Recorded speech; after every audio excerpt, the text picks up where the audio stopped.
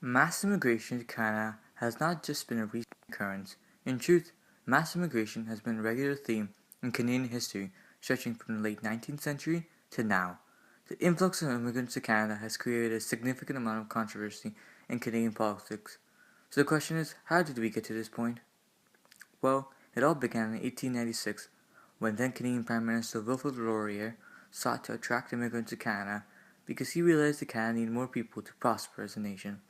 Prime Minister Laurier launched advertising campaigns that circulated propaganda in the US and Europe that described the prairies as his last best west, meaning that was the only arable land left in the west. This attracted a variety of immigrant farmers.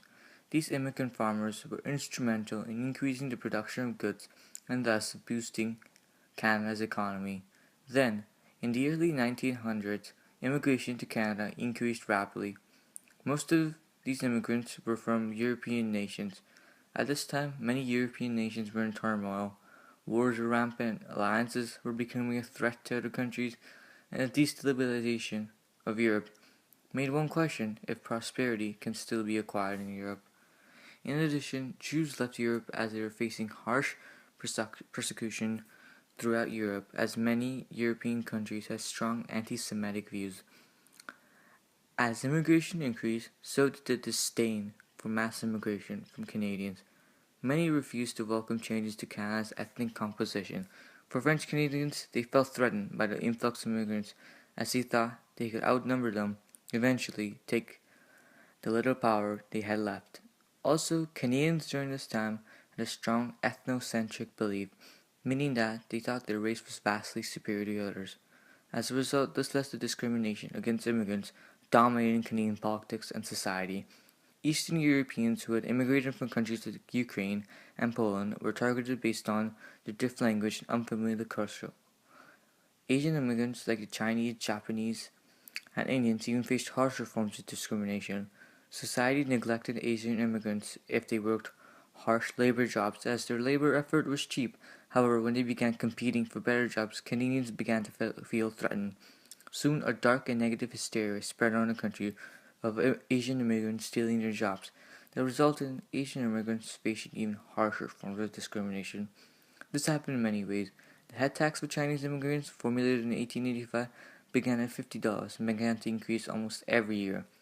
Then, violence against Asian immigrant communities became rampant as violent assaults and riots were carried out against these communities.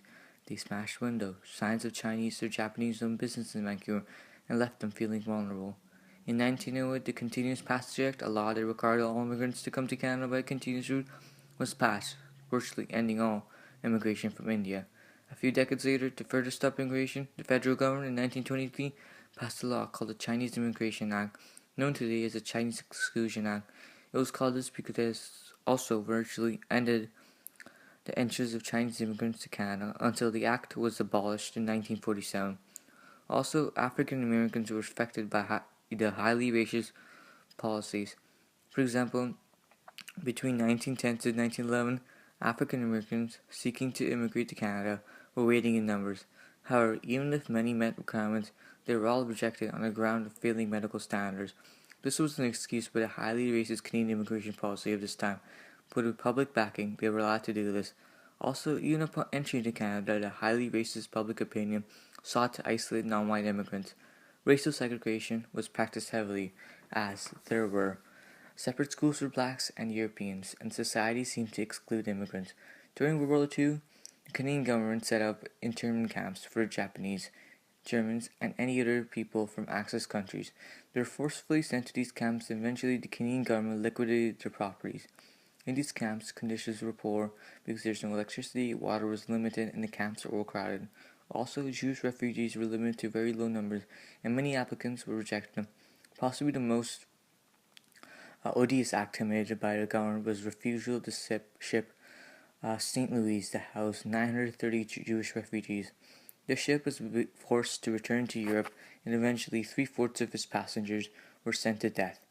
Pre-1950s immigration was a tragedy for Canada and ruined Canada's reputation for years. This and unfair treatment of immigrants changed immigration policy forever in Canada. Society began to understand the harsh and gloomy reality immigrants faced and as a result began to fight for them.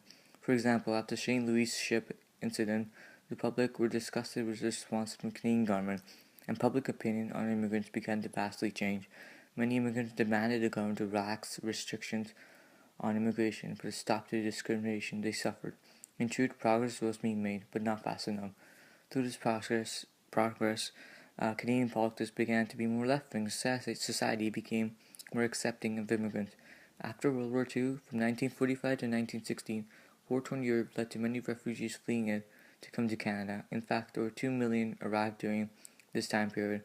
These post-World War II immigrants settled in Canadian cities, unlike prior, where most settled in the countryside. These immigrants filled jobs in the manufacturing and construction sectors, which contributed to the expansion of the infrastructure of Canadian cities.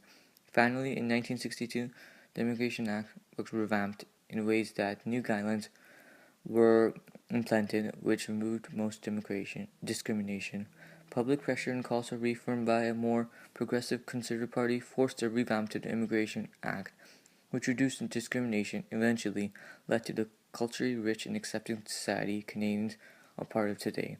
Then, in 1967, the biggest impact in the Canadian immigration system was introduced, called the point system.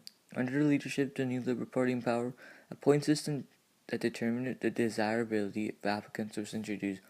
The system awarded points for age, quality of education, and demand for the applicant's profession.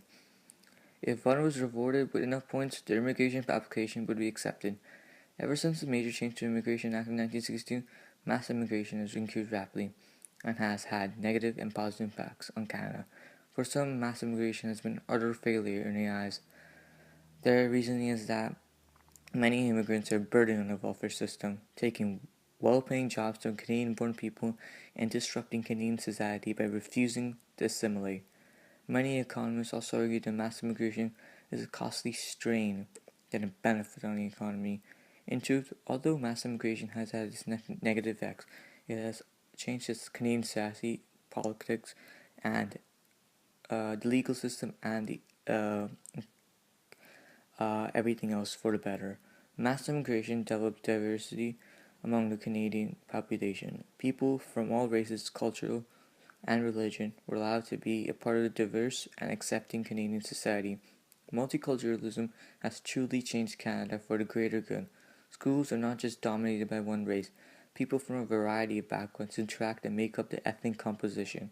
Diversity in the workplace increases reputation of the place and provides a different view on an issue from people who have had different experiences in life. Mass immigration is crucial to Canada's survival, as without it, the low birth rate and aging population of Canada would not be able to survive. Mass immigration influence on Canada has not only boosted the economy, increased the workforce, and spread multiculturalism, it has most importantly provided the nation with a bright future.